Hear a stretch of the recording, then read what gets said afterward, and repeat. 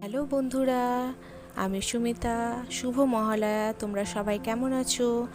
আমরা আজকে চলে যাচ্ছি ধুলিয়ান গঙ্গা। তোমরা সবাই জানো কিছুদিন থেকে পিতারপাক চলছিল, তো আমরা চলে যাব আজকে তর্পণ করতে। শুভ মহালয়ার দিন তর্পণ হয়, সবাই জানো তোমরা। তো আমরা আজকে চলে যাচ্ছি তর্পণ করতে। তো ধুলিয়ানের গঙ্গার ঘাটে আমাদের তর্পণটা করব। তোমার দাদা তর্পণ করবে ওখানে। তো আমরা চলে যাচ্ছি ধুলিয়ান। তো দেখো, এটা রাস্তা দিয়ে আমরা চলে যাচ্ছি। এটা একটা গঙ্গা, ছোট গঙ্গা হিসাবে জানা হয় এটা।